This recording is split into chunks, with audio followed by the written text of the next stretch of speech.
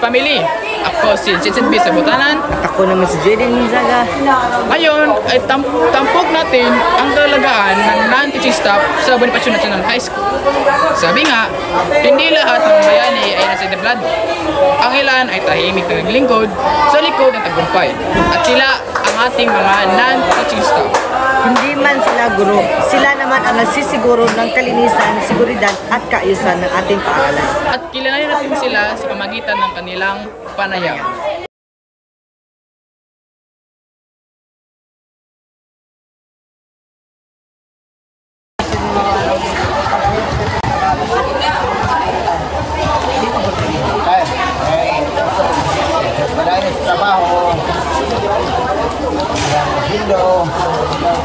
Pamilya gayon, pasyon sa trabaho.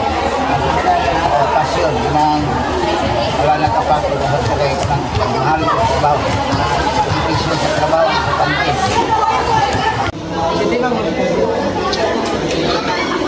para sa inyo, ano yung talaga ang nagsisimula sa ating paanan?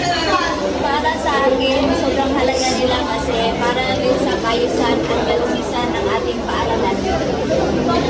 Para na rin sa seguridad ng ating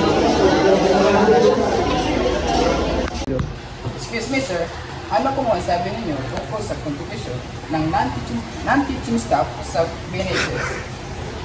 Ang masasabi ko tungkol sa mga non-teaching staff dito sa BNHS ay napakalaking tulong ang kontribusyon nila na naiambag dito sa ating institusyon. Hindi lamang sa kabuuang paaralan, kundi pati na rin sa aming mga guro. Dahil nabibigay nila ang mga tulong sa aming mga gawa. At dahil sa kanilang tulong ay napapagaan nila ang aming trabaho araw-araw. Yes, lang. Sa kabuuan, malinaw na hindi magiging ganap ang BNHS kung wala ang mga non-teaching staff. Kaya't, sabi nga, ang tunay na tagumpay ay samang-samang pinaghihirapan. Ako si Jensen B. Sabutanan. At ako naman si Jaden Gonzaga. Ito ang aming news document tungkol sa kalagayan ng non-teaching sa Bonifacio National High School.